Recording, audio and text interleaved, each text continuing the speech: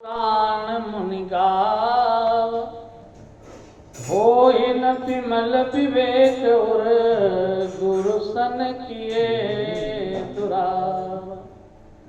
जब तक आप अपने गुरु से कुछ छिपा रहे हैं तब तक आपके अंदर विमल ज्ञान का प्रकाश होने वाला नहीं है। होहि न विमल विवेक उर गुरु सन किए दुराव। क्योंकि ग्रंथ से जो ज्ञान प्राप्त होता है वो महाराज बौद्धिक ज्ञान होता है। कैसा होता है? बौद्धिक ज्ञान। लेकिन जो आत्मसात जो ज्ञान होता है वो गुरु के सम्मुख ही प्राप्त हो सकता है। गुलाब खिला है, अगर उसके फोटो का आपको दर्शन करना है तो जरूरी नहीं आप पेड़ के पास आए। अगर उसका मोबाइल पर फोटो खींच लिया जाए तो जहां भी आप डाल दें उससे फोटो का दर्शन हो जाएगा कि नहीं होगा? आपके घर में गुलाब खिला है और उसका फोटो दर्शन करने के लिए आप किसी को भी भेज सकते हैं। लेकिन अगर किसी को सुगंध चाहिए तो फूल का दर्शन ही नहीं करना है, उसे सुगंध चाहिए तो क्या करना पड़ेगा? बोले अगर भाई सुगंध चाहिए तो मोबाइल से काम चल जाएगा। अगर सुगंध चाहिए तो आपको फूल के पास ही बैठना पड़ेगा। ऐसे ही अगर ज्ञान प्राप्त करना है तो गुरुदेव की शरण ग्रहण करनी ही पड़ेगी। तो कहा महाराज बिना गुरु से, गुरु की कृपा के गुरुसन किए दुराव, तो जीवन में कल्याण नहीं होता। अतः अस विचारी प्रगटो निज मोह हरो नाथ करी जन पर छो। महाराज भरतदास जी ने कहा गुरुदेव मैं आपके सामने अपना मोह प्रकट कर रहा हूं। मैंने राम के नाम की बड़ी महिमा सुनी है तो मैं आपसे पूछना चाहता हूं कि राम कौन है? तो गुरु जी ने कहा कि आप ये जानते नहीं कि राम कौन है? राम को नहीं जानते? कहा महाराज जानते हैं, पर हम जिन राम को जानते हैं क्या वही ब्रह्म है या कोई दूसरा ब्रह्म है? अच्छा पहले ये बताओ तुम किस राम को जानते हो? तो बोले एक राम अवधेश कुमारा तिन कर चरित विदित संसार। एक तो राम महाराज दशरथ जी के बेटा हैं अयोध्या में। एक राम अवधेश कुमारा, तो उन राम को तुम ब्रह्म मानते हो कि नहीं? भरतदास जी ने कहा कि हम ब्रह्म नहीं मानते। क्यों नहीं मानते? महाराज ब्रह्म में दो चीजें नहीं है। ब्रह्म में न काम है न क्रोध है। और दशरथ नंदन जो राम है उनमें केवल दो ही चीजें हैं और तीसरा कोई गुण नहीं है। क्या दो चीजें हैं? बोले काम इतना है कि नारी विरह दुख लयहु अपारा। क्रोध इतना है कि भयहु रोष रन रावण मारा। आप बताओ काम क्रोध दो चीजें हैं कि नहीं? भयहु रोष रन रावण मारा। अब ये जो दशरथ नंदन राम है ये ब्रह्म है क्या? क्योंकि ब्रह्म में तो काम क्रोध आदि होगा नहीं। ब्रह्म में तो कोई भ्रम नहीं है। हमने तो राम जी के बारे में सुना है कि जब सुग्रीव से लड़ने बाली गया, बाली सुग्रीव का युद्ध हुआ, सुग्रीव पिट पिटा के बेचारा आया और सुग्रीव ने भगवान से पूछा कि महाराज ये बताओ आपने बाली को मारा क्यों नहीं? तो उन्होंने कह दिया कि एक रूप तुम भ्राता दो अते भ्रमते नहीं मारो सो। राम जी ने कह दिया कि मुझे भ्रम हो गया। अब ब्रह्म को कहीं भ्रम हो सकता है? राम जी को भ्रम हो गया कि असली नकली कौन है समझ में नहीं आया। तो महाराज ब्रह्म के बारे में तो वर्णन है कि जा सुकृपा अस भ्रम मिट जाई गिरिजा सोई कृपाल रघुराई। जिनकी कृपा से भ्रम मिट जाता है उन भगवान को कैसे भ्रम हो सकता है? श्री भरतदास जी महाराज ने जब अनेक प्रश्न किए तो जाग बल के बोले मुस्काई तुम ही विदित रघुपति प्रभुताई। महाराज मैं जानता हूं कि तुम राम जी की महिमा से पूर्णतः परिचित हो, तुम राम जी के भक्त हो, लेकिन भगवान राम जी की कथा श्रवण करना चाहते हो, इसलिए तुमने प्रश्न किया है। देखो प्रश्न भी ऐसा करना चाहिए श्रोता को। प्रक्षक भागवत जी में आया है, वक्ता और श्रोता दोनों के मध्य में महाराज प्रक्षक है, पूछने वाला। अब पूछने वाला भी श्रेष्ठ होना चाहिए। भगवान के संदर्भ में प्रश्न किया है। बोले सच्चिदानंद भगवान की। तो भगवान ने के संदर्भ में जब प्रश्न किया तो पूछा कि महाराज है सोई संशय कीन भवानी, और महादेव तब कहा बखानी। कोई बात नहीं, हाँ इसके मन में नहीं तो कोई बात नहीं। है सोई संशय कीन भवानी, और महादेव तब कहा बखानी। याज्ञवल्क्य जी ने कहा कि भरद्वाज जी जैसा तुमने संशय किया है ऐसा ही संशय पार्वती माता ने किया। तो महाराज पार्वती जी ने कैसे संशय किया, तो यहाँ से कथा को प्रारंभ करते। एक बार त्रेता जुग माही, शंभो गए कुंभज सिपाही। एक बार त्रेता जुग माही, शंभो गए कुंभज सिपाही। संग सती जग जननी भवानी, जननी भवानी। पूजे ऋषि अखिलेश्वर जानी। एक बार की बात है, त्रेता युग में भगवान शंकर अगस्त ऋषि के यहाँ पधारे। तो कथा सुनने भगवान शंकर जी गए तो अकेले नहीं गए, माता सती को साथ ले गए, है ना। इसका अनन्य फल है। गृहस्थ में दोनों लोग पति पत्नी मिलकर भगवान की कथा को सुने तो तभी तो पूर्ण होता है महाराज गृहस्थ आश्रम, क्योंकि गृहस्थ की पूर्णता भक्ति में है। संतति के बाद भक्ति को प्राप्त करना गृहस्थ की पूर्णता है। तो भगवान शंकर माता सती को साथ लेकर गए। अच्छा, शंकर जी के लिए तुलसी बाबा ने लिखा शंभु, 2 अक्षर का नाम। शंभु गए, कौन गए? शंभु। और शंभु के साथ में कौन गई? बोले संग सती जग जननी भवानी। आप नाम पर ध्यान दें। शंकर जी के लिए तुलसी बाबा लिखते हैं शंभु, 2 अक्षर का नाम, और सती के लिए लिखते हैं सती जग जननी भवानी। माने सती जी बड़ी होकर के कथा सुनने गई।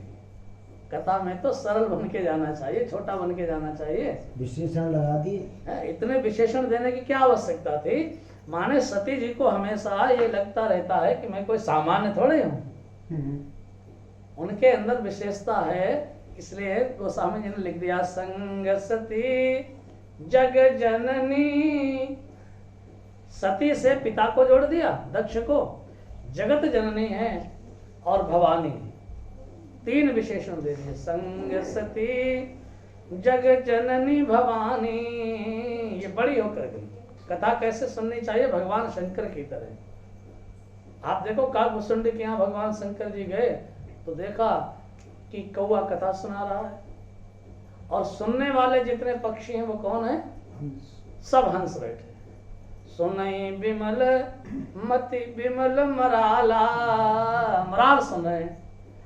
तो भगवान शंकर जी ने कहा पार्वती जी, जब मैं वहां पहुंचा तो पार्वती जी ने कहा कि महाराज जब आप गए होंगे तो काकभूषुंडी तो अपने आसन से उठ गए होंगे। क्योंकि काग भुसुंडी को राम कथा आपने ही दी है। सोई शिव काग भुसुंडी दीना, राम भगत अधिकारी चीना। तो शंकर जी इतने बढ़िया श्रोता हैं, उन्होंने कहा कि पार्वती जी ये निश्चित होता अगर मैं जाता, अगर मैं कथा में जाता तो काग भुसुंडी आसन छोड़ देते, कहते महाराज आप पधारे है। और क्योंकि मैं देख चुका हूँ, अगस्त ऋषि के पास हम कथा सुनने अपने वेश में गए तो अगस्त जी ने हमारा पूजन किया। यही काग भुसुंडी जी के यहाँ होता तो कथा में विघ्न पड़ जाता। कथा चल रही थी तो शंकर जी ने कहा कि वहां सब हंस बैठे कथा सुन रहे थे, तो मैंने भी हंस का रूप धारण कर लिया। हंस का रूप धारण कर लिया। तब कछु काल मराल तनु धरिता कीन निवास। तो हंस क्यों सुन रहे कथा और शंकर जी हंस क्यों बन गए? बोले हंस की यह विशेषता है, कथा जब आप सुने तो हंस बन के सुने। हंस की ही यह विशेषता है, नीर क्षीर जो विवेक है वो हंस के पास है। दूध और पानी एक में मिले हों तो हंस पानी को छोड़ देता है, दूध को ग्रहण कर लेता है। तो श्रोता हंस की तरह होना चाहिए कि वह सार सार को गई रहे होता दे उड़ाए, ऐसा श्रोता होना चाहिए। भगवान शंकर अपने को छिपा के गए और सती माता संग सती जग जननी भवानी बड़ी होकर गई।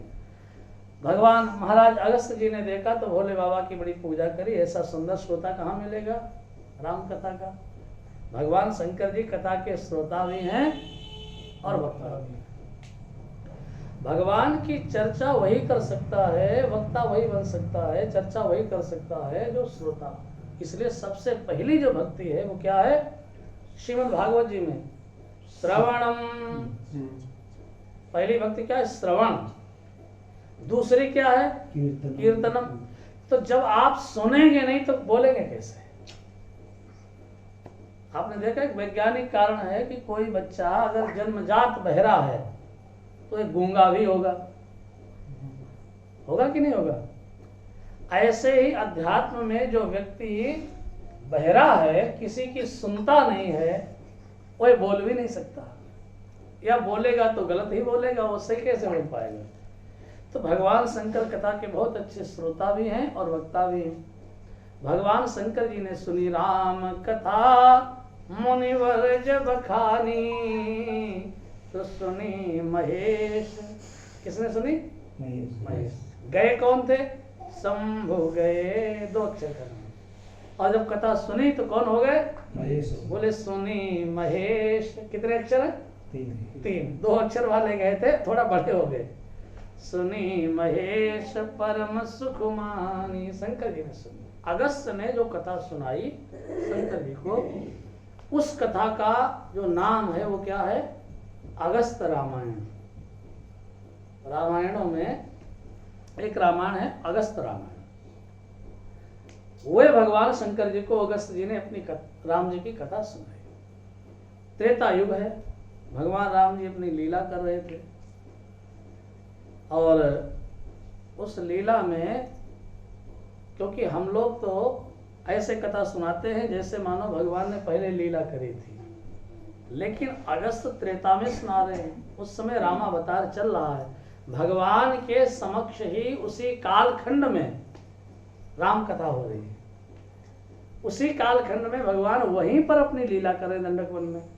तो अगस्त जी ने भगवान शंकर जी को एक दिन कथा सुनाते हुए कहा कि इस समय भगवान राम जी पिता वचन और तजी राज उदासी, पिता के वचन से भगवान राम जी ने राज्य का त्याग कर दिया है। अच्छा बताओ, राम ने राज्य का त्याग किया है या राम से राज्य छीना गया है? राम जी का राज्य छीन लिया गया है या उन्होंने त्याग कर दिया है? त्याग ही करो। त्याग करने का तात्पर्य क्या है? आपकी जेब में 10 रुपया है, अगर वो गिर जाए या कोई छीन ले तो आपको सुख होगा या दुख होगा? दुख होगा।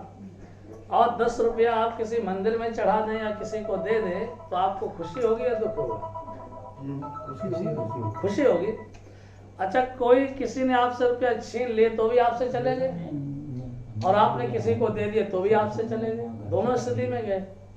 लेकिन अगर छीने गए हैं तो दुख होगा और स्वेच्छा से दिए हैं तो त्याग किया है खुशी हो। तो खुशी होगी।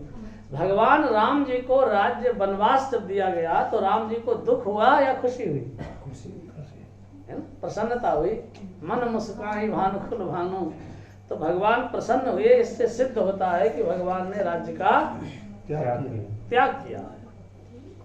क्योंकि जिस समय ये योजना बनी राजगद्दी की तो भगवान ने ही देवताओं को प्रेरित किया। भाई राम जी किसके कहने पर बना है? पिता के। पिता वचन तजी, पिता के कहने पर। और पिता से किसने कहा कि राम को वन में भेजो? केकई से किसने कहा कि राम को वन में भेजो? और मंथरा की बुद्धि किसने बिगाड़ी? और सरस्वती को किसने भेजा? देवताओं ने। और देवताओं से किसने कहा योजना बनाने को? इसका प्रमाण आता कि जब भरत जी मनाने जा रहे हैं तो देवताओं ने कहा कि अब दोबारा सरस्वती को भेजें तो भरत जी को लौटा दे।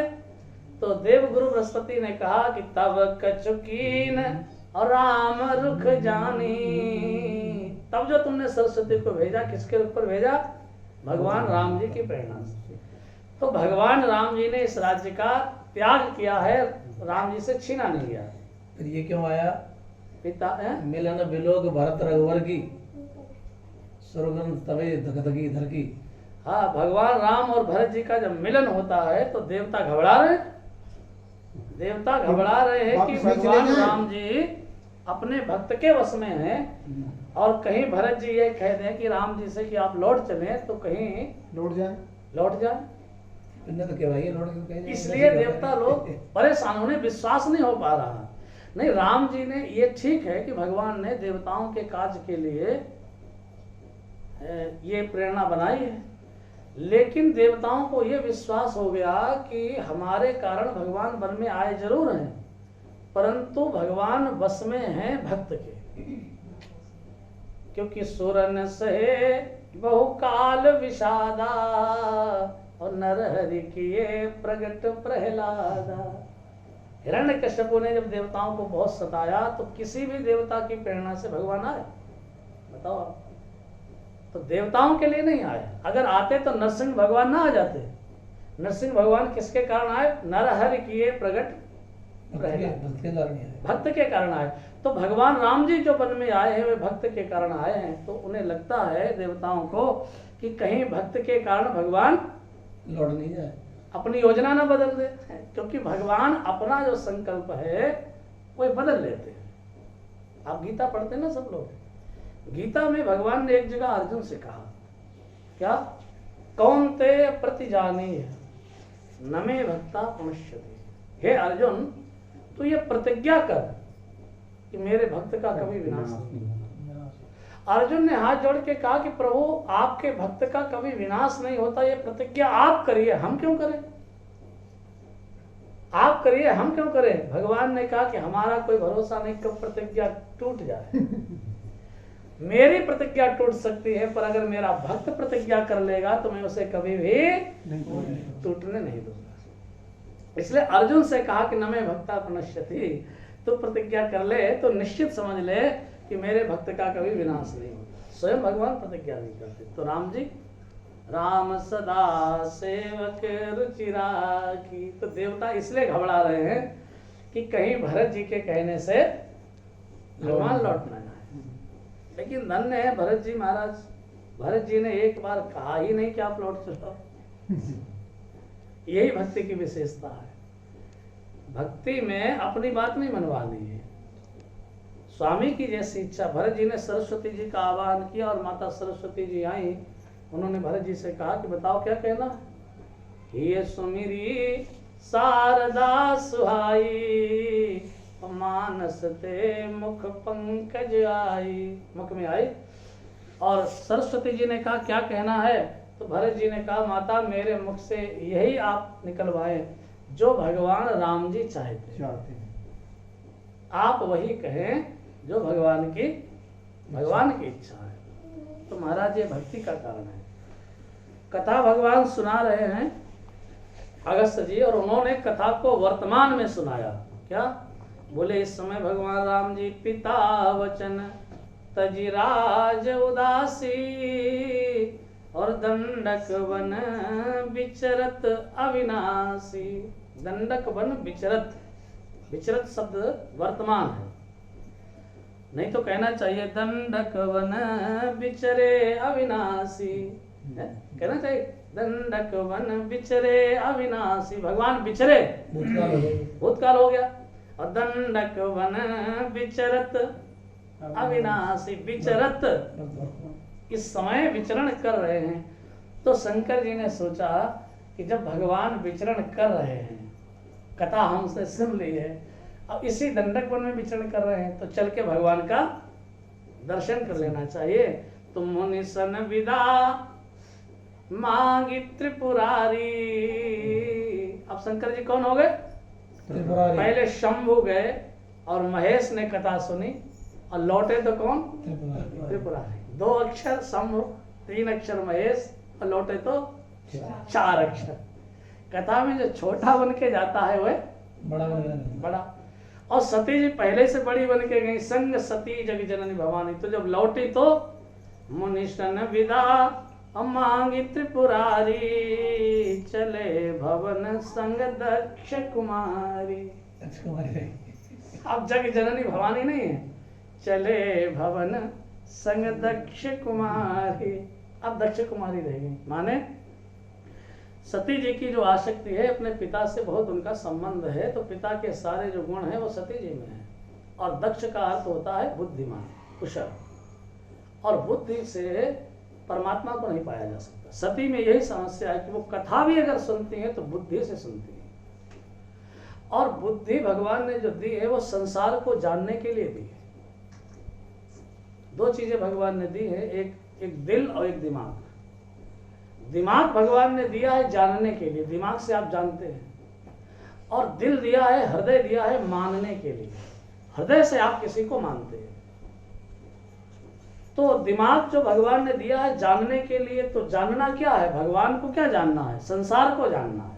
अच्छा क्या है, बुरा क्या है, अपना कौन है, पराया कौन है, लाभ किसमें है, हानि किसमें है, आप कैसे जानेंगे? बुद्धि से तो जानेंगे। अगर कोई व्यक्ति गलती करता है तो लोग कहते भाई तुम्हारी बुद्धि कहाँ गई थी?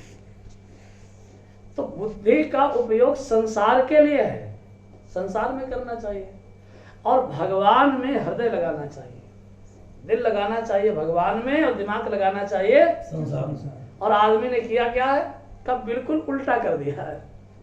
उसने दिमाग लगा दिया है भगवान में, भगवान के बारे में पूछेगा, तर्क करेगा, ये करेगा, दिमाग लगा दिया भगवान को जानने में, और दिल लगा दिया है संसार में। तो भीतर से मानता संसार को सत्य है, और दिमाग लगाता है भगवान। भाई कपड़े से कपड़ा नापना हो तो मीटर चाहिए, और दूध नापना हो तो लीटर। मीटर से नापेगा। दूध नापना हो तो लीटर चाहिए, कपड़ा नापना हो तो मीटर चाहिए, अलग अलग यंत्र है ना।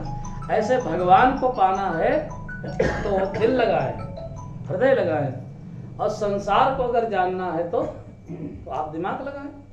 अब सती जी ने यहाँ उल्टा कर दिया है, इसलिए संग सती माता चले भवन संग दक्ष कुमारी। उसी समय भगवान ने अपनी एक लीला करी। क्या? सीता माता का हरण हो गया है, और भगवान वन में विचरण कर रहे हैं, सीता जी का अन्वेषण कर रहे हैं, खोज कर रहे हैं, और राम जी रो रहे हैं, रुदन चल रहा है। अब भगवान राम जी को रोते हुए जब देखा तो भगवान शंकर जी को बड़ा प्रसन्नता हुई। क्यों प्रसन्नता हुई? कि ये राम जी का जो नाटक है, जो लीला है, ये आज बड़ी अच्छी हो रही है, गजब की चल रही है। क्योंकि आप देखिए कि सीता के लिए राम जी क्यों रोएंगे? भाई अरण्य कांड की कथा में एक विशेषता है। क्या है? वहां जितना भी मामला है सब नकली है। रावण जिस मृग को लेकर आया वो मृग असली मृग है या नकली मृग है? नकली है। जिस मृग को भगवान ने मारा और उस मृग ने आवाज लगाई कि हा लक्ष्मण, तो वह आवाज असली है कि नकली है? नकली। आवाज नकली है। लक्ष्मण जी जब चले गए तो जो बाबा जी आए सीता जी के पास, वो बाबा असली है या नकली है, बना बनाया है? नकली है। तो मारीच नकली है, मृग नकली है, आवाज नकली है, बाबा जी नकली है। तो भगवान ने सीता से कहा कि तुम भी नकली बन जाओ। असली नकली पैसों से असली सामान तो नहीं मिलेगा। तो भगवान को जो छलना चाहता है, जो ठगना चाहता है, भगवान वही ठगा जाता है। तो सीता जी असली है या नकली? नकली। नकली है। अच्छा, जब सभी नकली हैं तो फिर भगवान ने सोचा कि हम असली क्यों रोए? जब यहाँ सभी नकली हैं तो हम ही असली क्यों रोए? अब भगवान रो नहीं रहे हैं, भगवान रोने जैसा नाटक कर रहे हैं, लीला कर रहे हैं। शंभु समेत राम ही देखा। अब भगवान शंकर जी ने मन में विचार किया कि मैं राम जी का दर्शन करूं, लेकिन अब लेकिन लग गया। क्या? भगवान शंकर जी ने यह विचार किया कि यदि मैं जाकर के राम जी को प्रणाम करूंगा तो सारा संसार जान लेगा कि ये साक्षात परमात्मा है। क्योंकि अगर मैं प्रणाम करूंगा, मैं कोई साधारण तो हूं नहीं, लीला में व्यवधान होगा। मैं प्रणाम करूंगा तो सब लोग ये विश्वास कर लेंगे ये ब्रह्म है। राम जी ने मन ही मन सोचा कि भोले बाबा इतना बड़ा अभिमान, आप प्रणाम करोगे तो तुम्हें ऐसा लगता कि आपके प्रणाम करने से लोग मुझे जान लेंगे मैं ब्रह्म हूं। तो चलो कोई बात नहीं, मत करो प्रणाम, मत आओ, मैं ही आ रहा हूं तुम्हारे पास, और फिर तुम अपनी पत्नी को ही समझा लेना कि हम ब्रह्म हैं। दूसरों की शंकर जी को देखो, आप यही लगा है कि भगवान शंकर जी को लगा कि गुप्त रूप अवतरे प्रभु, गए जान सब कोई, शंकर उर अति क्षोभ, सती न जाने मरम सोई, तुलसी दर्शन लोभ, मन डर लोचन लालची। अब शंकर जी विचार करते हैं कि हम राम जी के पास जाएं, उन्हें प्रणाम करें। अगर मैं प्रणाम करूंगा, कभी कभी साधक के मन में भी, भक्त के मन में भी बड़ा हो जाता है। शंकर जी को लगा अगर मैं प्रणाम करूंगा तो सबको, गए जान सबको, मैं जाऊंगा तो सब जान लेंगे कि भगवान है। तो राम जी ने कहा महाराज आपके प्रणाम करने से मुझे कोई नहीं जानेगा, मुझे वही जानेगा। कौन? बोले सोई जाने जही देहु जनाई, और जानत तुम ही होई जाई। ये जो लोग कहते हैं ना कि मैं जना दूंगा, मैं बता दूंगा, मैं ब्रह्म का साक्षात्कार करा दूंगा, मैं दर्शन करा दूंगा, भाई या तो ये रामायण की चौपाई हटा दो कि सोई जाने जही देहु जनाई। वही जान सकता है परमात्मा को जिसे परमात्मा जनाना चाहते हैं। भगवान अपने को जनाना चाहे वही जान सकता, अन्यथा तो बड़े बड़े महाराज ऋषि मुनि मोहित हो जाते हैं। भगवान शंकर जी से राम जी ने कहा ठीक है बाबा आप मत आओ, मैं आ रहा हूं। और राम जी गए जिस रास्ते से भोले बाबा जा रहे थे। अब राम जी को जब देखा, अब तो प्रणाम करना पड़ेगा। भगवान शंकर जी ने कहा बोले सच्चिदानंद भगवान की जय, जय सच्चिदानंद जग पावन, अस कही चले मनोज न सावन। सच्चिदानंद भगवान की जयकार की। अब माता पार्वती जी ने सोचा कि इनमें ना सत्य है, ना चैतन्यता है, ना इनमें आनंद है। परंतु भोले बाबा ने इन्हें सच्चिदानंद क्यों कहा? अब माता सती अपने मन में बुद्धि लगाने लगी। मैंने आपसे कहा ना कि बुद्धि से वो परमात्मा को आ गया, भगवान को वो बुद्धि से जानना चाहती। सती भगवान को पाना नहीं चाहती, भगवान को जानना चाहती। और ब्रह्म को बुद्धि जान सकती है क्या? बताओ भाई। बुद्धि किसने बनाई? भगवान ने। तो जो बनाता है, बनने वाला उसे जान सकता है। कार्य अपने कारण को जान सकता है? नहीं जान सकता है। कार्य अपने कारण को नहीं जान सकता। तो महाराज माता सती जी ने, अब शंकर जी को बड़ा क्षोभ है। क्या है? उन्होंने जब सच्चिदानंद कहकर प्रणाम किया और चले, तो शंकर जी जा रहे हैं आगे, पीछे सती हैं, पर बार बार मुड़ के वो सती को देख रहे हैं। क्या देख रहे हैं? कि सती ने कुछ कहा नहीं, ना तो प्रणाम किया। शंकर जी को तो यही लग रहा था कि मैं प्रणाम करूंगा तो सबको पता चल जाएगा कि भगवान है। अब उन्हें लगा कि मैंने प्रणाम कर लिया, सच्चिदानंद कह लिया, लोगों की तो बात छोड़ो, मेरी पत्नी पर इसका कोई प्रभाव नहीं पड़ा। तो बार बार देख रहे। जब सती पर कोई प्रभाव नहीं पड़ा तो शंकर जी ने सती से कहा, सती तुम जानती हो जिसको मैंने प्रणाम किया है कौन है? जानती हो ना? कहा महाराज मैं नहीं जानती। तो तुम जानना चाहती हो या नहीं? सती जी ने कहा कि हमें कोई लेना देना नहीं, आपने प्रणाम कर लिया, आप ठीक हैं। अब शंकर जी को लगा कि यह तो बड़ी विचित्र बात हुई कि मैंने प्रणाम किया और सती पर कोई फर्क नहीं, कि आदमी कौन है, समझेगा दुनिया ही बदल जाएगी। हाँ, उन्हें लगता था कि सब कुछ हो जाएगा। तब भगवान शंकर जी ने सती को बताया कि कौन है, शायद अब पूछे हमसे। तो शंकर जी ने कहा कि जासु कथा कुंभज ऋषि गाई, हे सती ये वही राम है जिनकी कथा अगस्त्य जी ने गाई। सती बोली गाई थी? हाँ। कहा हमने तो सुनी नहीं महाराज वहां। अब सती ने वहां कथा ही नहीं सुनी, तुम्हें क्या पता किसकी गाई? जासु कथा कुंभज ऋषि गाई और भगति जासु मैं मुनि सुनाई। तो भी सती पर कोई फर्क नहीं पड़ा। शंकर जी ने कहा अब क्या करें, कुछ सती तो जाने, जिज्ञासा तो पैदा हो। तो कहा पता है कौन है? सोई मम इष्ट देव रघुवीरा, ये मेरे इष्ट देव है। सती बोली ठीक है महाराज आपके इष्ट देव हैं, हमारे तो है नहीं। शंकर जी ने कहा दोगे? बोले ये वो भगवान है सेवत जाहि सदा मुनि धीरा, बड़े बड़े धीर महापुरुष जिनकी सेवा करते हैं। मुनि धीर जोगी सिद्ध संतत विमल मन जेहि ध्यावहि, सोई राम व्यापक ब्रह्म भुवन निकाय पति माया धनी। अब शंकर जी सुनाए चले जा रहे हैं।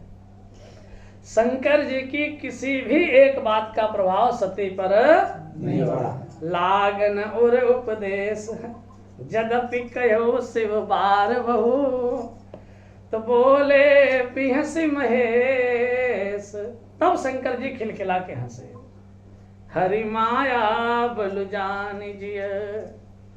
भगवान शंकर जी समझ गए इन्हीं की माया कि अब यह राम जी की माया शुरू हो गई।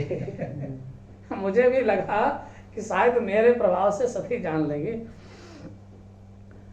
सती जी को भी लगा अब देखो भगवान की माया लग गई सती माता। शंकर जी तो बच गए किसी तरह से, पर सती जी को बीमारी लग गई। अब सती जी ने कहा कि महाराज अगर ये साक्षात ब्रह्म है, परमात्मा है, तो हम कैसे माने? मैं तो बिना परीक्षा लिए कैसे स्वीकार करूं कि ये ब्रह्म है ना? आदमी कहता, लोग कहते हैं कि भाई जब तक अपने पर ना आजमा लूं तो दूसरे से कैसे विश्वास करें। लेकिन आपने देखा, आप किसी से कहे कोई जहर खाएगा, कोई जहर खाएगा? बोले नहीं खाएंगे। क्यों नहीं खाओगे? बोले खा के मर जाते हैं। तो किसी ने खा के देखा है? बिना आजमाए ही तो जहर पर भरोसा है हमारा आपका कि खाएंगे मर जाएंगे, लेकिन भगवान पर विश्वास नहीं है। तो भगवान शंकर जी ने कहा कोई बात नहीं, आप जाकर भगवान की परीक्षा लें। तो किन जाई परीक्षा ले हो। सती जी को यह बात अच्छी लगी कि भगवान की परीक्षा लेनी चाहिए। इस दंडक वन में कई माताएं हैं, सती अकेली नहीं है। इसी दंडक वन में शूर्पणखा भी गई थी। इसी दंडक वन में शबरी माता भी है। भगवान को 4 माताओं ने प्राप्त करना चाहा। एक माता सीता जी ने, मां जानकी जी ने भगवान को इच्छा से पाना चाहा। माता शबरी ने भगवान को प्रतीक्षा से पाना चाहा, और शूर्पणखा ने भगवान को समीक्षा से पाना चाहा, और सती ने भगवान को परीक्षा से पाना चाहा। ये 4 माताएं हैं, सीता, सती, शबरी, शूर्पणखा। चारों एक राशि की है। एक ही राशि है, तो चारों को बीमारी है। सीता जी ने स्वेच्छा से भगवान को पाना चाहा तो भगवान मिल गए। शबरी ने प्रतीक्षा से भगवान को पाना चाहा तो भगवान मिल गए। लेकिन शूर्पणखा समीक्षा करती है, तुम सम पुरुष नमो सम नारी, ये समीक्षा है दोनों की। तो भगवान ने उसकी ओर देखा तक नहीं।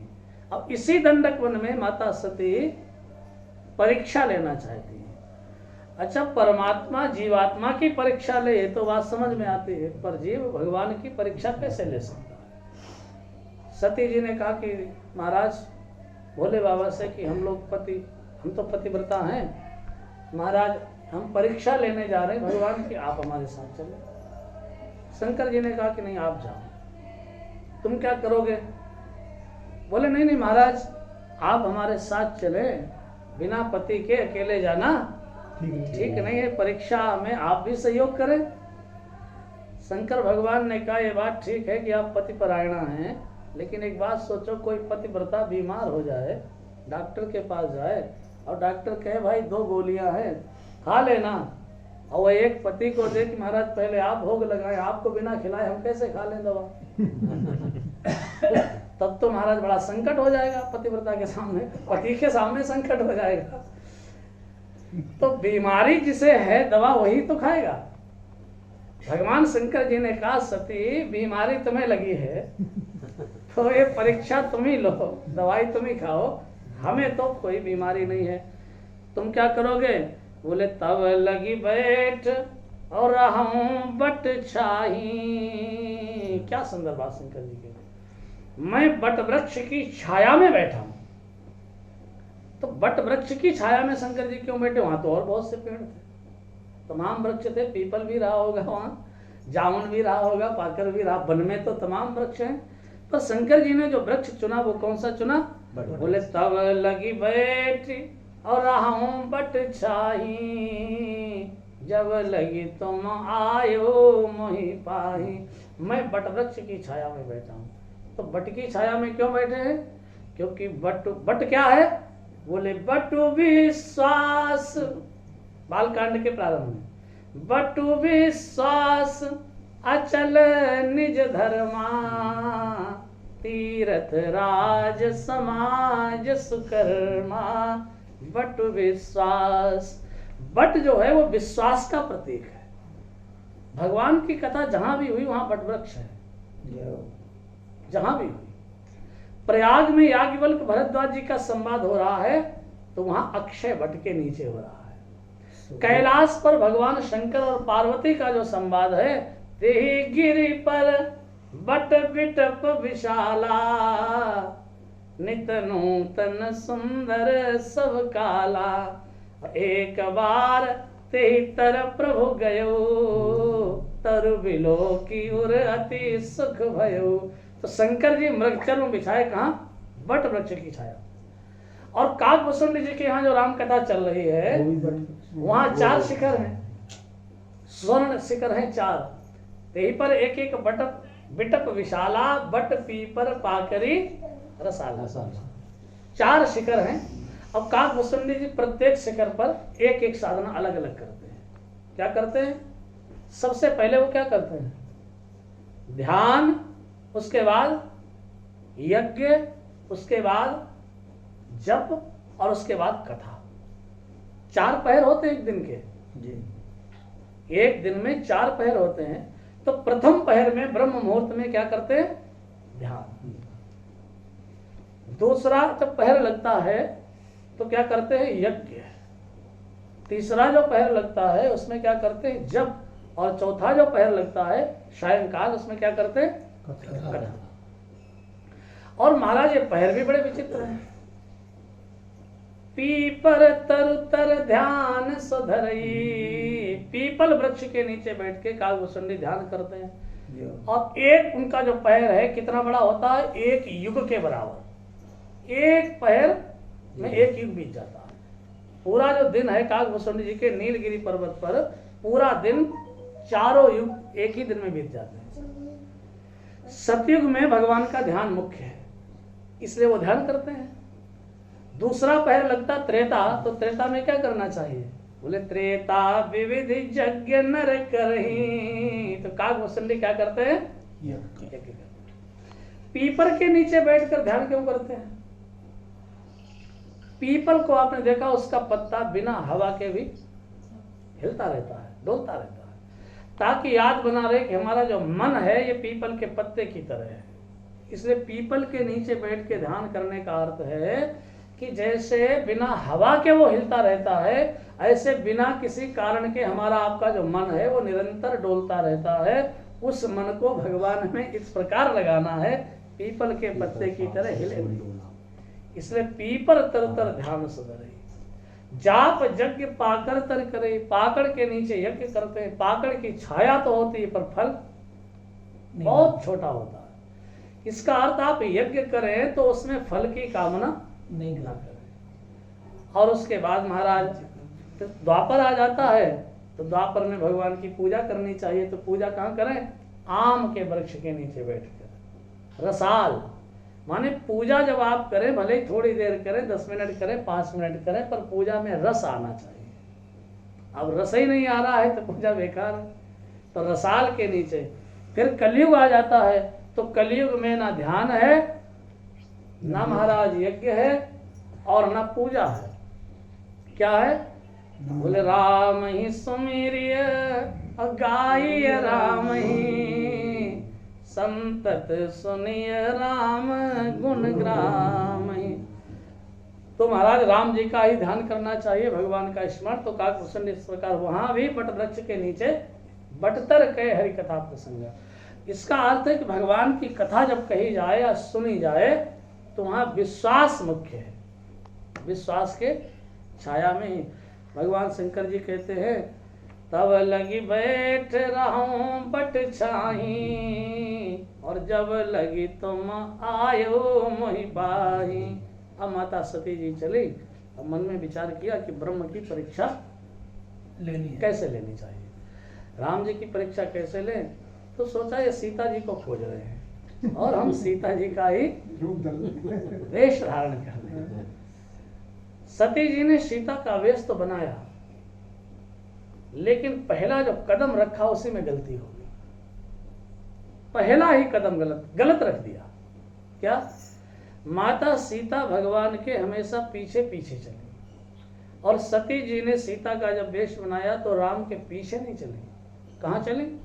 पुनि पुनि हृदय विचार करी, धरि सीता कर रूप, आगे होए चली पंथ ते आवत नर भूप।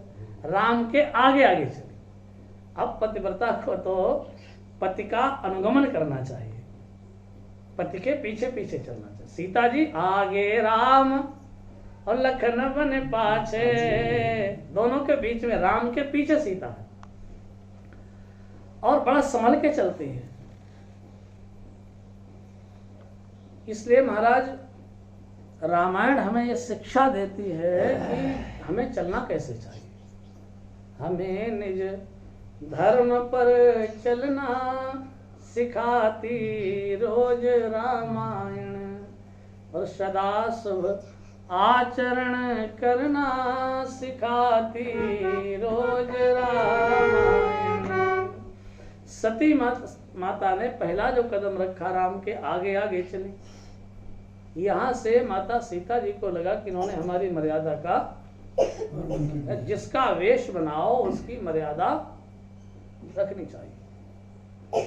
रावण ने भी एक बार वेश बनाया भगवान राम जी का। कुंभकर्ण ने पूछा कि तुम चिंतित आज दशानन क्यों? रावण बोला, हर ली हमने मिथिलेश कुमारी, हमने सीता का हरण कर लिया। तो कुंभकर्ण ने कहा कि अधिकार किया तुमने उन पर तुम्हारा अधिकार हो गया। रावण ने कहा, लखती ही नहीं वह और हमारी। तो अधिकार की बात करता, वो सीता हमारी और देखती तक नहीं। तो कहा देखती नहीं है तो तुम हरण कैसे कर लाए? रावण ने कहा महात्मा बन गए, नकली महात्मा बन गए। तो कुंभकर्ण ने कहा कि नकली महात्मा क्यों बने? तो नकली परमात्मा बन जाते। भाई जब वेश ही बदलना था तो तुम बाबा बनकर, महात्मा बनकर सीता के पास क्यों गए? परमात्मा राम का वेश बना के क्यों नहीं गए? अब सीता जब तुम्हें नकली महात्मा रूप में नहीं पहचान पाए तो नकली परमात्मा मन के जाते तो भी नहीं पहचान पाते। रावण ने कहा कि हमने पहले राम का ही वेश बनाया था और जैसे ही मैंने राम का वेश बनाया तो एक परिवर्तन हो गया। क्या? बोले जब राघव रूप लगा बनने तब मातु समान लगी पर नारी। जैसे मैंने राम का वेश बनाया तो मंदोदरी कहते सब मुझे माँ की तरह लगने लगी। मैंने झट वो वेश बदल दिया कि भाई ये वेश मैं नहीं धारण कर सकता। तो हम जिसका भी वेश धारण करें महात्मा का या किसी का भी उसका अनुगमन करना चाहिए। सती जी से यही गलती हुई, वेश बनाया सीता का और आचरण सीता जी जैसा आगे आगे चली। तो भगवान राम जी गए और उन्होंने हाथ जोड़ के माता सती को प्रणाम किया। सती जब जैसे भगवान ने उनका दर्शन किया, भगवान की दृष्टि पड़ी तो जो असत्य वेश था वो गायब हो गया और सती माता अपने वेश में आई। तो भगवान राम जी ने हाथ जोड़ के प्रणाम किया। पिता समेत लीन निज नामा, पिता के सहित अपना नाम लेकर के भगवान ने प्रणाम किया। बोले पार्वती मैया की जय। अब भगवान राम जी तो चले गए। अब माता सती जी को महाराज बड़ा दुख हुआ। तो भगवान तो करुणा निधान है, उन्हें लगा कि सीता जी को सती जी को अपना दर्शन करा देना चाहिए। माता सती जी ने भगवान का बहुत प्रकार से दर्शन किया, कई प्रकार से। जाना राम सती दुख पावा, निज प्रभाव कछ प्रगट जनावा। पहले क्या देखा? बोले सती दीख कौतुक मग जाता। अब सती जी जा रही हैं, उन्होंने देखा कि राम जी हमारी ओर आ रहे हैं। आगे राम सहित श्री भ्राता, राम ने दिखाया कि सीता कहाँ चल रही है। सीता जी हमारे साथ साथ चल रही हैं। आगे राम सहित श्री भ्राता, फिर चितवा पाछे प्रभु देखा। पीछे देखा तो भगवान उधर जा रहे हैं। अब जहाँ देखे सती माता वहीं भगवत दर्शन हुआ। भगवान ने उन्हें दर्शन कराया। माता सती को जब भगवान ने साक्षात्कार कराया तो दूसरी गलती कर दी। क्या? जब साक्षात्कार कराया तो आंखें खोलनी चाहिए कि बंद करनी चाहिए? आंखें खोलनी चाहिए। और सती जी ने जब सत्य सामने प्रकट हुआ तो नयन मूंदी बैठी मघमाही, तो सती जी ने नेत्र बंद कर लिए। अब कोई नेत्र बंद कर लेगा तो सत्य का साक्षात्कार कैसे करेगा? वहां से भी महाराज भोले बाबा के पास आए। भगवान शंकर जी ने माता सती जी से पूछ दिया, हंसी पूछी कुशलात, का ये बताओ कि परीक्षा कैसे ली? तो माता सती ने जल्दी में झूठ बोल का कछु न परीक्षा ली न गोसाई। महाराज मैंने कोई परीक्षा नहीं ली। शंकर जी ने सोचा कि परीक्षा नहीं ली तो यज्ञ क्यों थी? और तब शंकर देखे धर ध्याना, सती जो कीन चरित सब जाना। शंकर जी और सती जी के मन में यहाँ से थोड़ा समस्या पैदा हुई। प्रेम जो होता है, प्रेम का शत्रु कौन है? शंका, संशय नहीं। संशय तो विश्वास का शत्रु है। संशय जहां होगा वो वहां विश्वास खत्म हो जाएगा। लेकिन प्रेम का जो शत्रु है वो कौन है? जहां जो प्रेम को समाप्त कर देता है। शंका तो विश्वास को मिटा देगी। कपट, हाँ कपट, छल। जो प्रेम है उस प्रेम का शत्रु है कपट। कपट खटाई के पर, कपट जलुपय सरिष बिकाई। पानी और दूध मित्रता कर लेते हैं, दोनों मिलके एक हो जाते हैं। आप अलग करो तो अलग होंगे है? और ऐसी बढ़िया मित्रता किसी की नहीं होती, इतनी पानी और दूध की मित्रता हो जाती है। देखो पानी बेचारा ऐसे उसका कोई अर्थ नहीं है, दूध महंगा है, पर जब दूध मिलाता है पानी को तो अपना नाम, अपना रूप, अपना सब कुछ दे देता है। और कोई अलग करना चाहे तो अलग नहीं होंगे। और आप कढ़ाई में उसे डालो, उबालती ना माता है, दूध गर्म करती है। तो बताओ जब आग में दूध आप गर्म करती हैं, दूध को जब आप जलाती हैं तो दूध जलता है कि पानी जलता है? पहले पानी जलता है। पानी कहता कि भाई जिस दूध ने हमारे साथ इतना बढ़िया व्यवहार किया है, अब मेरे रहते ये मेरा इतना बढ़िया मित्र जल जाए, ये संभव नहीं है, हम अपने को जलाएंगे। तो पहले पानी जलता है। दूध दूध को आता है क्रोध कि मेरा मित्र अपने को जला रहा है, आग पर उसे क्रोध आता है। तो आपने देखा भगोने से, कड़ाई से, गुस्से के कारण, क्रोध के कारण दूध उफन करके और आग पर कूद पड़ता है। कहता भाई मैं तुझे बुझा दूंगा, तो मेरे मित्र को जलाते। इसीलिए वो खोया जो बनाया जाता है ना, दूध से क्या बनता? खोया उसे कहीं कहीं बोलते हैं, हमारे यहाँ उसे खोया बोलते हैं। तो क्या उसे खोया क्यों बोलते हैं? का इसमें खोया है। इस कड़ाही में एक मित्र ने अपने दूसरे मित्र को हमेशा के लिए खो दिया, इसलिए इसका नाम है खोया। तो इतना घनिष्ठ मित्रता होते हुए भी अगर उसमें खटाई, नींबू डाल दिया जाए दूध और पानी में, तो दोनों अलग अलग हो जाए। एक बर्तन में रहे फिर भी एक नहीं होंगे, दोनों अलग अलग दिखेंगे। ऐसे प्रेम का शत्रु है कपट। सती और शंकर जी में जो प्रेम था, अब सती ने झूठ बोल करके जो कपट किया भगवान शंकर जी से, तो भगवान शंकर जी, अब शंकर जी सती जी से नाराज। अच्छा बताओ किस बात पे नाराज? कई गलतियां हैं। सती ने शंकर जी से झूठ बोला, बात भी नहीं मानी, बात नहीं मानी। अच्छा चेला बात ना माने तो क्या गुरु त्याग कर देगा? पत्नी बात ना माने तो क्या पति तलाक दे देगा? अच्छा पत्नी झूठ बोल दे तो क्या तलाक हो जाएगा कि भाई इन्होंने हमसे झूठ बोला? नहीं। सीता का रूप धारण किया। हाँ, क्या अपराध है सती जी का? सती जी का एक ही अपराध है जिस पर भगवान शंकर जी, सती झूठ नहीं बोली। जब झूठ का विशेषण शंकर जी ने किया तो उन्हें लगा कि सती ने झूठ नहीं बोला, सती से तो झूठ बुलवाया है। किसने?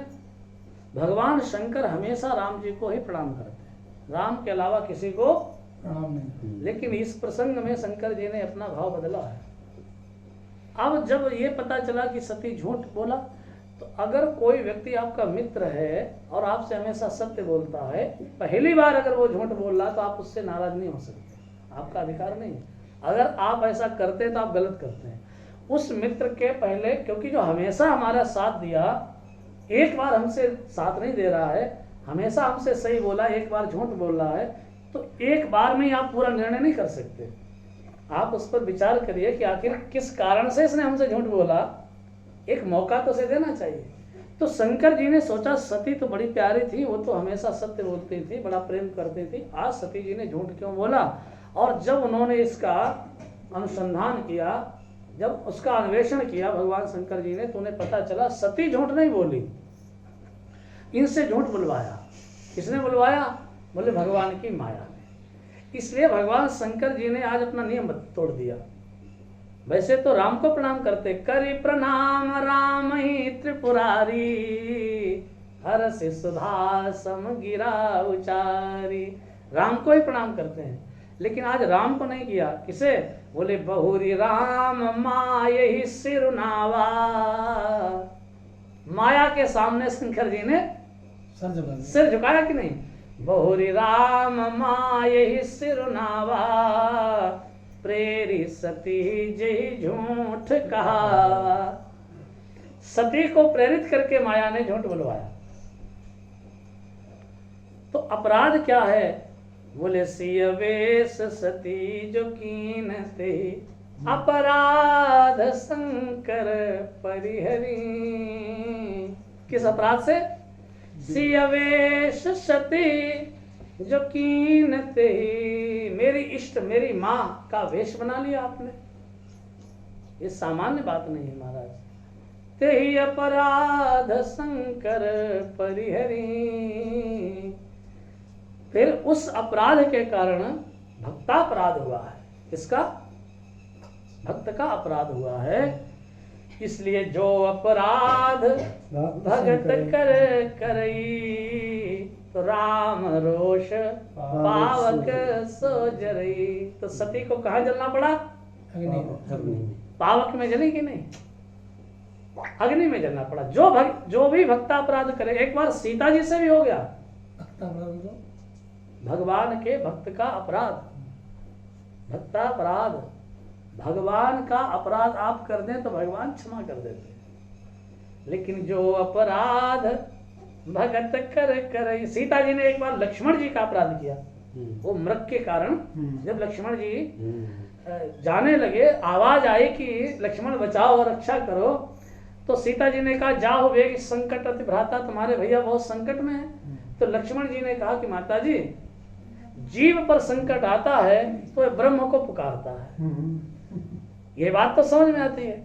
आप कह रही हैं कि ब्रह्म पर संकट आया है और वो रक्षा के लिए जीव को पुकार रहा है, ये तो असंभव बात है। ब्रह्म पर सपने में संकट पड़े कि सोई, वो सपने में भी संकट में नहीं आ सकता। और तब माता सीता ने कठोर शब्दों का लक्ष्मण के लिए प्रयोग किया। अपराध हो गया माता सीता जी से, इसलिए हनुमान जी से अशोक वाटिका में सीता ने कहा कि बेटा हनुमान जाना तो अनुज समेत अगयो प्रभु चरना, दीन बंधु प्रणतारति हरना। अनुज समेत, क्योंकि मैंने एक तो राम जी का अपराध किया है और दूसरा लक्ष्मण जी का अपराध किया है। लक्ष्मण जी के लिए कठोर शब्दों का प्रयोग किया, परंतु भगवान राम जी ने रावण विजय के पश्चात भी सीता जी को स्वीकार नहीं किया, क्योंकि सीता ने लक्ष्मण जी का जो अपराध किया, दुर्वचन कहे, तो सीता जी जब राम जी के पास आई रावण विजय के बाद, तो भगवान राम जी ने भी सीता को कैसे शब्दों का प्रयोग किया, ते कारण करुणा निधि कहे कछुक दुर्वाद। भगवान ने भी दुर्वाद कहे, कठोर शब्दों का प्रयोग किया। तो भगवान ने कहा भाई भक्ता अपराध की सजा क्या है? बोले जो अपराध भगत कर करई, राम रोष पावक सो जरई। तो सीता तुम्हें भी अग्नि में जलना पड़ेगा, बिना अग्नि में जले मैं तुम्हें स्वीकार। यहाँ शंकर जी ने स्वीकार नहीं किया है सती जी को, वहां राम जी कहते आपको अग्नि में जलना पड़ेगा।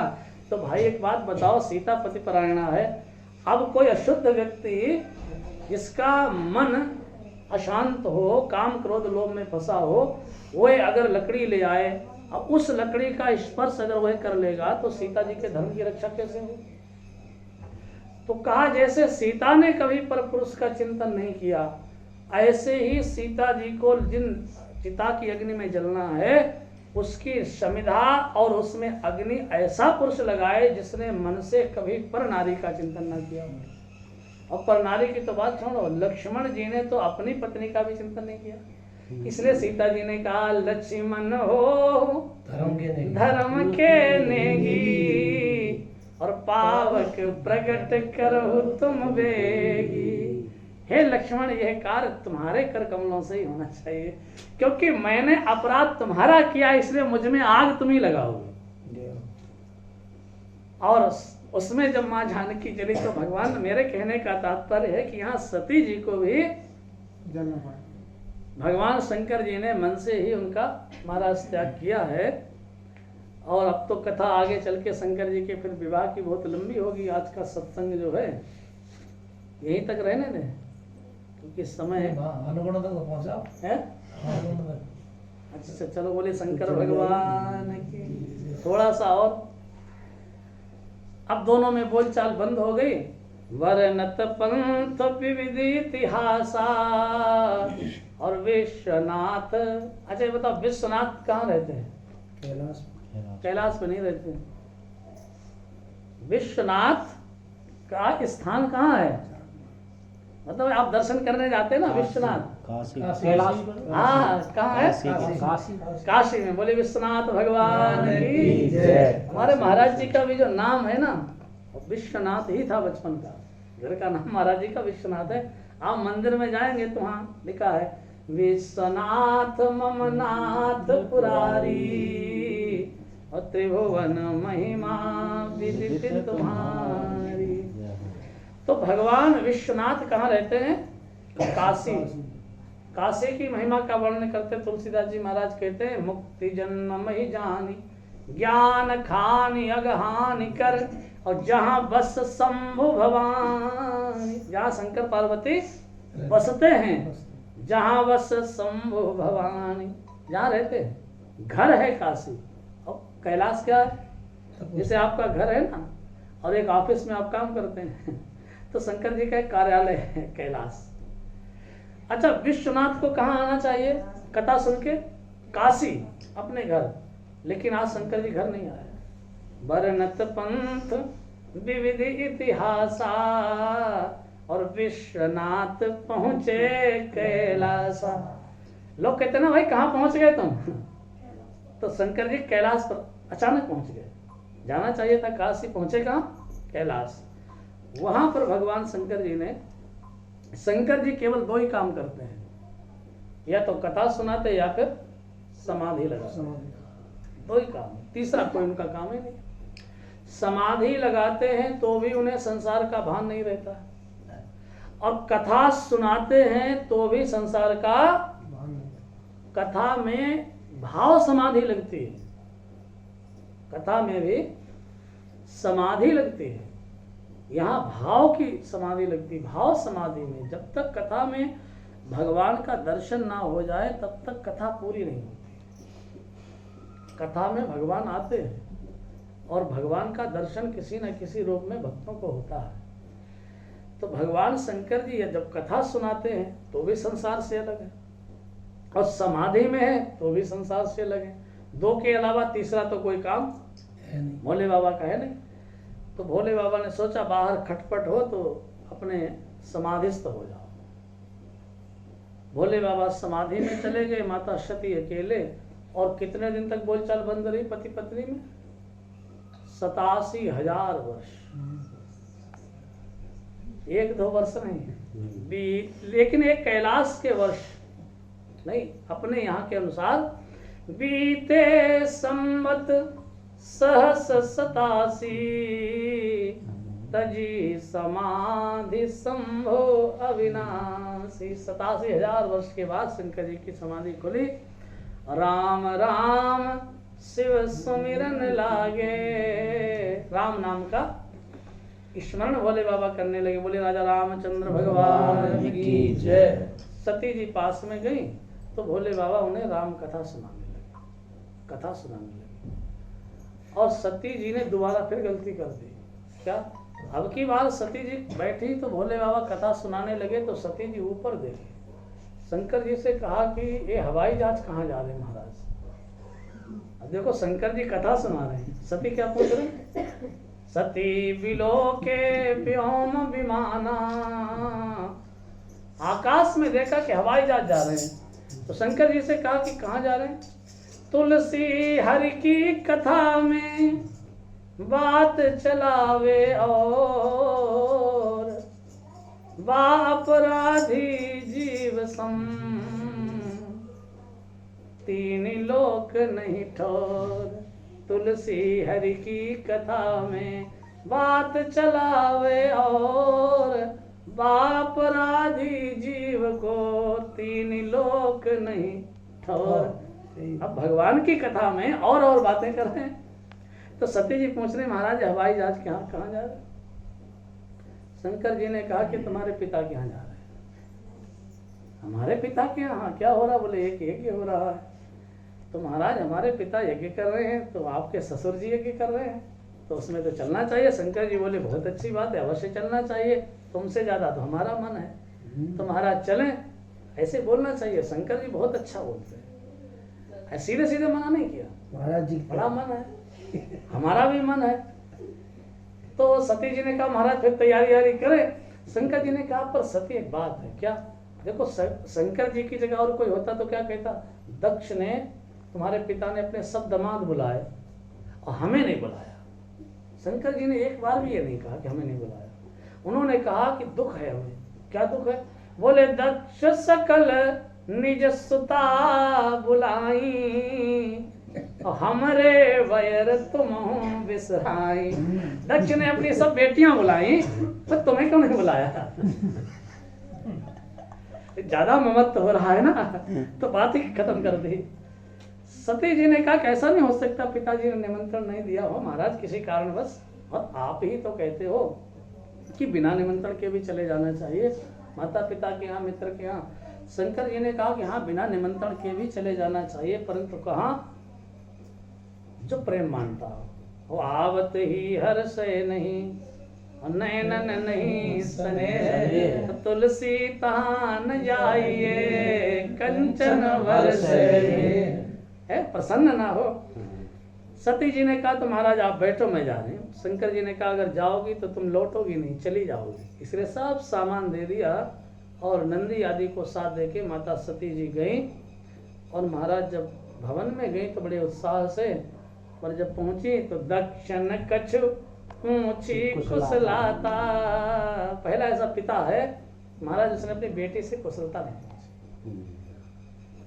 भगिनी मिली बहुत मुस्कुराता, बहनें मिली सती जी से कह रही थी कि बताओ अब कोई सवारी वारी बदली कि वही पुराना बूढ़ा बैल है, नया वाहन लिया तुम्हारे पति ने कि नहीं?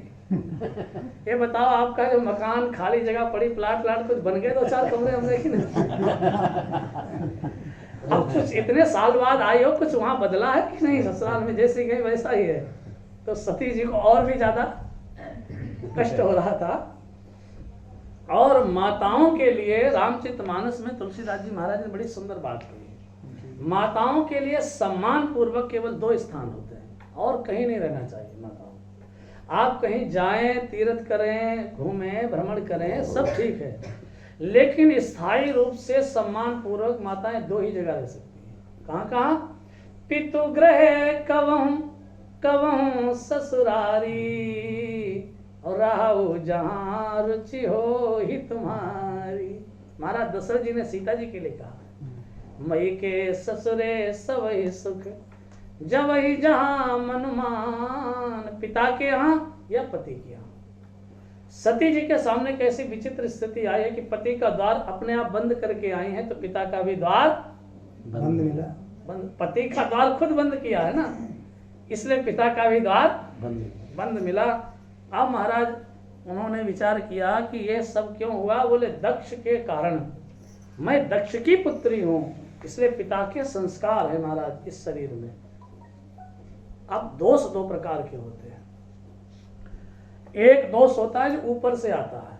पुराने जमाने के लोग जानते होंगे आप लोग कि पहले कोई बर्तन है, मान लो लोटा है, अब लोटा गंदा होगा, उसमें दोष होंगे तो 2 तरीके से होंगे। एक तो उसमें बाहर की गंदगी लग जाएगी, एक तो ये दोष है। दूसरा होता कि लोटा जिस धातु का बना है, कई दोष धातु में भी होते हैं। अब मान लो पहले एक पीतल के भी चलते थे, कांसे के भी चलते थे, अन्य धातुओं के चलते। एक ऐसा धातु चलता था जिसमें अगर आप कोई खट्टा पदार्थ रख दे तो वो बिगड़ जाता था। दूध रख दे तो बिगड़ जाएगा। तो अब लोग क्या करते थे, उस लोटे में कलई लगा देते थे। देखा आपने? कलई लगाते थे बड़े बूढ़े लोग लोटे में। तो वो कलई क्या करती थी कि बर्तन तो उसी धातु का है, अब रखना उसी में है, उसका संपर्क पड़ेगा, स्पर्श होगा तो वस्तु बिगड़ जाएगी। तो उस वस्तु और धातु के बीच में हमने कलई लगा दी। अब उस पात्र में आपने वस्तु रख दी तो वो सुरक्षित जैसी वैसी रहेगी, क्योंकि उसका संस्कार उसे प्रभावित नहीं करेगा। तो बीच में कलई लगा दी। लेकिन कलई में कभी कभी एक समस्या है, उसमें हमने कलई तो लगा दी, लेकिन कलई कभी कभी खुल भी जाती थी। मान लो किसी बर्तन की कलई खुल गई तो वो फिर अपना प्रभाव दिखाने लगेगा। ऐसे ही दोष 2 तरह के होते हैं। कई दोष तो हमारे आपके जीवन में ऐसे होते हैं जो बाहर से आ जाते हैं, वह दोष तो मिटा दिए जाते हैं सत्संग के द्वारा। बोले सठ सुध रही सत्संगति पाई, पारस परस कुधात सुहाई। जैसे धातु में दोष है तो आपने कलई लगा दी उसमें। अब बाहर से जो बर्तन गंदा हो गया उसे तो आप पानी से साफ कर देंगे, साबुन से साफ कर देंगे, परंतु उसमें जो धातु में जो दोष है वो कैसे जाएगा? बोले महाराज पता नहीं कब कलई खुल जाए। तो ऐसे ही कभी कभी व्यक्ति में होता है। व्यक्ति में जो बाहरी दोष होते हैं वो तो मिटा देता है, लेकिन कई दोष संस्कार से, वंश परंपरा से, अपने परिवार के वंश परंपरागत कुछ संस्कार निहित दोष शरीर में होते हैं महाराज। तो व्यक्ति क्या करता है, वह अपने ऊपर कलई लगा लेता है। कोई महात्मा बन गया, कोई ब्राह्मण बन गया, वेश बना लिया, घंटी माला पहन ली, ये सब क्या है, आपने कलई तो लगा ली, लेकिन कभी कभी संपर्क आने में कलई खुल भी जाती। तो लोग कहते भाई इनकी तो कलई खुल गई। तो ये जो भीतर का जो दोष है, जो कलई ना खुले, कलई खुलती है तो जो संस्कार है, इसलिए आपने देखा कि सत्संग से सट तो सुधर जाते हैं। बोले सट सुधरई सत्संगति परई। रावण ने जब लात मारी विभीषण को तो क्या कहा कि मम पुरवसी और तपस्विन पर प्रीति, तो सठ मिलु जाई नहीं कहो नीति। ये सठ तो राम जी से मिल जा। तो विभीषण ने कहा कि हम राम जी से क्यों मिल जाए? क्या इसलिए मिल जाओ तुम सठ हो। यहाँ तो बिगड़ गया है ना लंका में रहने से, तो सठ सुधरई सत्संगति पाई, तो सत्संग में रहेगा तो वहां जाके थोड़ा सुधर जाएगा। विभीषण ने कहा भैया हम सठ हैं, हम सुधर जाएंगे, तो आप भी चलिए, आप भी सुधर जाएंगे। रावण ने कहा कि अगर हम सठ होते तो जरूर चलते, पर हम सठ नहीं हैं, हम हैं खल। क्या है? खल। और खल की विशेषता क्या है? बोले खल हो करई भल पाई सुसंगु, पर मिटई न मलिन स्वभाव अभंगु। खल का हमारा स्वभाव नहीं मिटता, मूर्ख है इसके लिए अच्छा खल को सत्संग नहीं बदल सकता, तो कैसे बदले? खल के लिए क्या करें? मूर्ख हृदय न चेत, ये भी कहा। मूर्ख हृदय न चेत जो गुरु मिले बिरंच सम। अब इनके लिए क्या करें? बोले एक उपाय है, तुलसीदास जी ने बालकांड में लिख दिया, सठ सुधरई सत्संगति पायो। खल को सुधारना तो क्या करें? बोले राम एक तापस तिय तारी, और नाम कोटि खल कुमति सुधारी। भगवान का जो नाम है वो करोड़ों खलों की कुमति को सुधार देता है महाराज।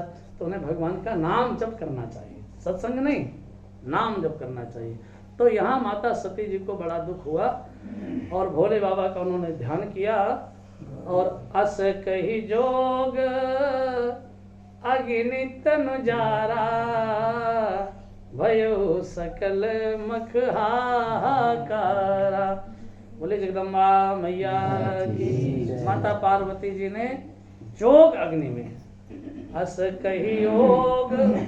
अच्छा हम लोग भी जलते हैं, हम लोग भी जलते हैं अग्नि में, परंतु कौन सी अग्नि में? रामायण में ये 2 अग्नियां हैं, 5 अग्नि है वैसे पूरे रामचरितमानस में, 5 पंचाग्नि। पहली अग्नि है जिसमें सती जली, वो कौन सी अग्नि है? योगा। अस कही जोग अग्नि तनु जारा। और दूसरी अग्नि है कौन सी? जिसमें महाराज दशरथ जी का शरीर जला है, वो है चिताग्नि। सरजु तीर रचि चिता बनाई। चिताग्नि अनेक 5 अग्नियां हैं। एक प्रगटे अग्नि चरो कर लीने, उस अग्नि का नाम है यज्ञ अग्नि। यज्ञाग्नि सबसे पवित्र अग्नि है। तो सती जी ने योग अग्नि में अपने शरीर को महाराज भस्म किया। सभी जलते हैं और अंत में भगवान राम जी के सामने देखो सती जी का दोबारा जन्म हुआ या नहीं हुआ? तो जन्म के 2 कारण होते, या तो आसक्ति के कारण जन्म होता है या भक्ति के कारण जन्म होता है। आसक्ति के कारण भी जन्म होता है। जैसे यहाँ इतने लोग बैठे सत्संग कर रहे हैं और अभी कथा के बाद आप लोग जाएंगे अपने अपने, कहाँ जाएंगे? अपने घर। और मान लो गलती से आप मोबाइल यहाँ भूल गए और रास्ते में तुम्हें याद आ गया कि मेरा मोबाइल रह गया, तो घर जाओगे कि यहाँ लौट के आओगे? लौट के आओगे ना। क्यों आओगे? क्योंकि यहाँ कुछ रह गया है तुम्हारा। इसी प्रकार जब दुनिया से जीव जाता है, कहाँ जाता है? भगवान के यहाँ। पर जब उसे रास्ते में याद आता है कि अपना मकान तो वहीं छोड़ा है, दुकान वहीं छोड़ा है, परिवार वाले वहीं रह गए, तो फिर वो कहाँ जाएगा? भगवान के यहाँ जाएगा, लौट के आएगा? यहीं आ जाओ, लौट जाएंगे। यही आ जाएगा। क्योंकि आसक्ति जब तक होगी तब तक जन्म होगा। सूक्ष्म आता है सर, वो लौट गया है? सूक्ष्म शरीर लौट के आता है। जो जाएगा वही आएगा। स्थूल शरीर जब जाता ही नहीं है तो आएगा कैसे? सूक्ष्म शरीर ही जाता है, तो सूक्ष्म शरीर ही आए सूक्ष्म शरीर ही वापस आता है। स्वप्न में भी सूक्ष्म ही जाता है। सूक्ष्म में मना शरीर होता है। अच्छा, और मन शरीर। हाँ, हमारे आपके अंदर जो शरीर होता है ये महाराज स्थूल शरीर हो गया है, लेकिन स्थूल शरीर से जो परे है वो क्या है? वो सूक्ष्म शरीर है। अब सूक्ष्म शरीर किसे कहते हैं? सूक्ष्म शरीर क्या है? क्या चीज है सूक्ष्म शरीर? देखो, चलो बताएं सूक्ष्म शरीर का थोड़ा सत्संग। जैसे आपने साइकिल देखी, मान लो उदाहरण के लिए, जैसे नदवई है मान लो। अब इस नदवई में कोई आए और वो कहे कि हमें नदवई से मिलना है या नदवई जाना है, तो कहाँ जाएगा? कोई ऐसी जगह इस पूरे शहर में है जिसे नदवई कहा जाए? है कोई जगह? अब आप यहाँ आ गए तो अलग अलग मकान है ना सबके, सारे मिला दो तो क्या हो गया? नदवई हो गया। नहीं तो अलग अलग कॉलोनियाँ हो गई। जैसे साइकिल में अलग अलग पुर्जे होते हैं और सब पुर्जे इकट्ठे कर दो तो साइकिल बन गई। ऐसे जो सूक्ष्म शरीर है, कोई एक तत्व नहीं है कि आप कह दें सूक्ष्म शरीर है। कई तत्वों का जो समूह है वो सूक्ष्म शरीर है। कई तत्व है। जैसे हमारे देखने की जो शक्ति है, सुनने की जो शक्ति है, सूंघने की शक्ति है, पंच जो हमारी ज्ञानेंद्रियां हैं, और 5 जो उनके विषय हैं, रूप रस स्पर्श शब्द और गंध। 5 जो विषय हैं, पंच ज्ञानेंद्रियां, 5 उनके विषय। कितने हो गए? 10। 4 अंतःकरण, मन बुद्धि चित्त अहंकार। ये सब जो है सूक्ष्म शरीर के अंदर होते हैं। 17 तत्व। 3 अवस्थाएं भी होती, जागृत, स्वप्न और सुषुप्ति। अवस्थाएं वैसे 4 हैं, जागृत, स्वप्न, सुषुप्ति और तुरीय और समाधि। 4 अवस्थाएं। 3 अवस्थाओं का ज्ञान सबको होता है, जागृत का, स्वप्न का, सुषुप्ति का। लेकिन समाधि अवस्था का जो सत्य है वही परम सत्य है। स्वप्न का जो सत्य है वो सत्य नहीं है। जागृत का जो सत्य है वह भी सत्य नहीं, वह भी सत्य नहीं है। और सुषुप्ति का में तो सत्य है ही नहीं, सुषुप्ति का भी सत्य नहीं है। सत्य है समाधि का। तो ये सब जो सूक्ष्म शरीर जो चला जाता है महाराज, वासनामय होने के कारण, उसको वासना शरीर भी कह देते हैं। हाँ, वासना होने के कारण महाराज वह शरीर वापस आता है। पहली बात तो वो शरीर जल्दी कहीं जाता नहीं है, क्योंकि जो जीव होता है उसका अपने शरीर के प्रति बहुत ममता होती है। कभी भी आप अपने को सपने में भी अगर देखें तो इसी रूप में देखते हैं या अलग वेश में देखते हैं? इसी है? कभी आप सपना देखते हैं, सपने में अपने को देखते कि नहीं? तो अपने को जब देखते हैं तो इसी वेशभूषा में ऐसे ही देखते हैं, ऐसा ही शरीर होता है या अलग तरीके का होता है? इसी तरीके का होता है। व्यक्ति की जो ममता है वो अपने शरीर के प्रति बहुत होती है। शरीर में बड़ी आसक्ति लगा होता है, शरीर को अपना मानता है ना, मैं और मेरा। भाई माया का क्या है? का मैं और मोर तोर तय माया। माया क्या है? मैं मेरा, तू तेरा, ये तो माया है। अब तू और तेरा में कोई समस्या नहीं है। बताओ कोई समस्या है तू तेरा में? अगर हम ये कहें कि ये मकान तुम्हारा है, कोई समस्या है तुम्हें? अगर हम ये कहें ये खेत तुम्हारा है, ये दुकान तुम्हारी है, ये कपड़े तुम्हारे हैं, ये मकान तुम्हारा है, ये सब तुम्हारा है, तो कोई समस्या है? अगर हम ये कहें कि हमारा है तो तेरा में कोई समस्या नहीं है, समस्या मेरा में है। हम भगवान से क्या कहते? तन मन धन सब तेरा, स्वामी सब कुछ है तेरा, तेरा तुझको अर्पण क्या लागे। अब समस्या मेरा में है?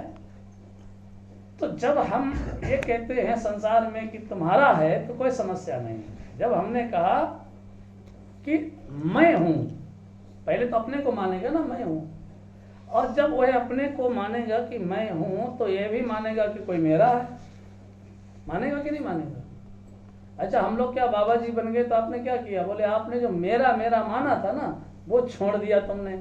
तो मेरा छोड़ के तो चले गए, पर मैं को तो लेके गए कि नहीं? तो मैं को भी छोड़ दिया।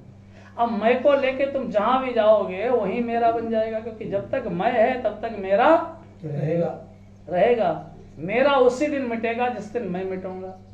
तो मैं जब मिट जाएगा, जब मैं ही नहीं तो मेरा बात खत्म होगी। जब तक मैं है तब तक मेरा है। अच्छा, मैं कब तक रहेगा बताओ? कोई आदमी अपना मैं छोड़ना चाहता है? वो अपने मैं के साथ ही तो जिंदा रहना चाहता है, अपने मैं के साथ ही। ये मैं उसका चाहे जैसा भी हो, कोई धन में अपने को मैं मान लेता, कोई पद में मान लेता है, और कोई महाराज संसार भोगी है तो उसमें अपने को मैं मानता है। हरे कृष्ण। लेकिन वो अगर त्यागी बन गया, साधु बन गया, त्यागी हो गया, तो उसका मैं संसार विषयी व्यक्ति से त्यागी का मैं मजबूत होता है। आप बताओ, विषयी का मैं तो छूट सकता है, लेकिन त्यागी का मैं कैसे छुड़ाओगे आप?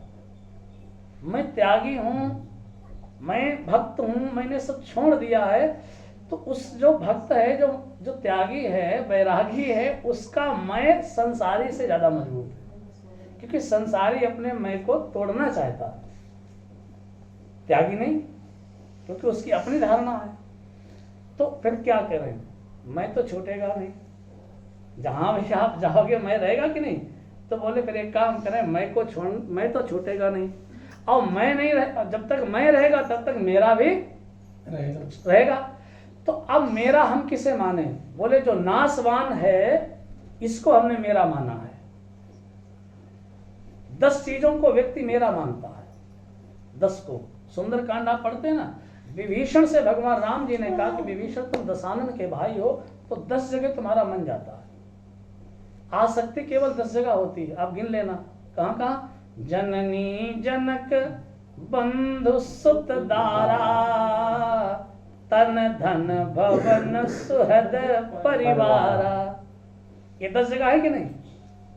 क्या इन्हीं को मेरा मानता है पूरी जिंदगी? तो छोड़ने का उपाय क्या है? भगवान ने कहा कि तुम मैं भी बने रखो और मेरा भी मान लो। और एक काम करो, क्या ये जो 10 को तुमने मेरा माना, ये 10 के 10 नाशवान है स्थायी है? बताओ, नाशवान 10 के 10 नाशवान है, तो तुमने मेरा माना है नाशवानों को, तो इससे तुम्हें सुख मिलेगा या दुख मिलेगा? दुख मिलेगा। भाई मेरा हमने माना है नाशवानों को, वो जब नष्ट होंगे तो मुझे लगेगा कि मैं ही मर गया, मैं ही नष्ट हो गया। अच्छा, किसी ने धन को मान लिया कि धन मेरा है, अब धन जिस दिन नष्ट हो गया, गरीब हो गया, उस दिन उसकी हालत कैसी होगी? दुख होगा कि नहीं? दुखी होगा।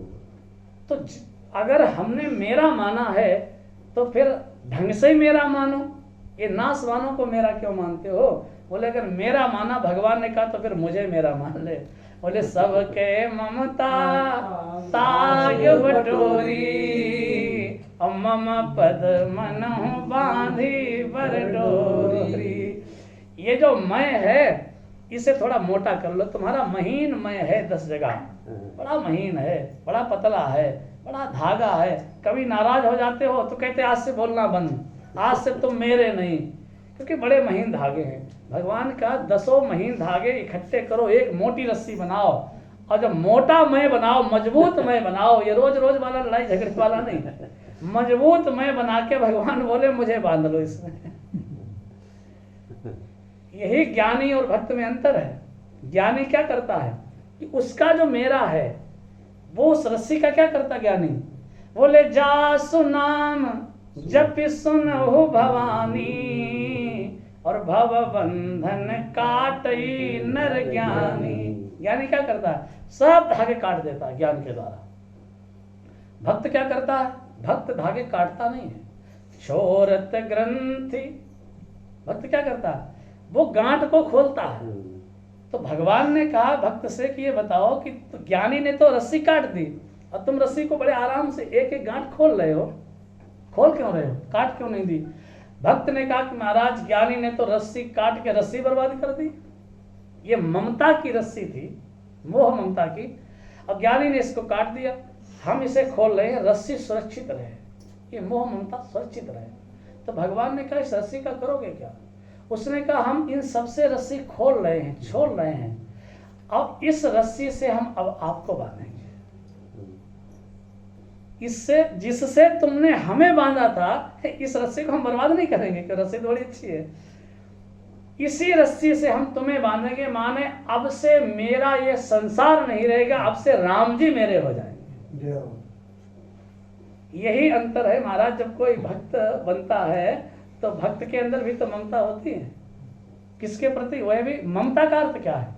देखो दो शब्द, अहमता और ममता। अहम माने मैं और मम माने, तो अहमता और ममता, ममता माने मम माने मेरा, ममता जिसे मैंने माना है, तो ममता भगवान के चरणों में हो जाती है और तब जीव संसार बंधन से तब मुक्त हो जाता है। ममता होनी चाहिए, ममता बुरी नहीं है, भगवान को भी है। किस पर है? अयोध्या वासियों पर। ममता जिन पर प्रभु ही न थोरी, भगवान को अयोध्या वासियों पर ममता है। और संसार के प्रति जो ममता है महाराज, परशुराम जी को ममता है कि नहीं बताओ? किस पर है? परशुराम जी को ममता है रामायण में, और उनकी ममता किस पर है? यही धनु पर ममता के हेतु, इस धनुष पर उनकी ममता है। तो महाराज संसार के प्रति ना हो करके ये ममता भगवान के प्रति। बोले सच्चिदानंद भगवान की जय। हे मेरे गुरुदेव करुणा सिंधु करुणा कीजिए, अधमाधीन शरण अब शरण में लीजिए। हारा गोते हूँ मैं भव सिंधु के मझधार में, हारा गोते हूँ मैं भव सिंधु के मझधार में। आसरा है दूसरा कोई नहीं इस संसार में, पाप बोझों से लदी नैया भंवर में जा रही। नाथ दौड़ो अब बचा लो, जन्नत डूबी जा रही। आप भी यदि छोड़ देंगे तो कहाँ जाऊंगा मैं, जन्म दुख से नाव कैसे तार कर पाऊंगा मैं। सब जगह मंजुल भटक कर ली शरण अब आपकी, पार करना या न करना दोनों मर्जी आपकी। हे मेरे गुरुदेव करुणा सिंधु करुणा कीजिए, हूँ अधमाधीन शरण अब शरण में। बोले स्वामी महाराज की, बोलिए सदगुरुदेव भगवान की। थोड़ा भगवान का नाम संकीर्तन, क्योंकि भाई जो कथा का प्रसाद ग्रहण किए हैं ना, अब वो पचना भी तो चाहिए।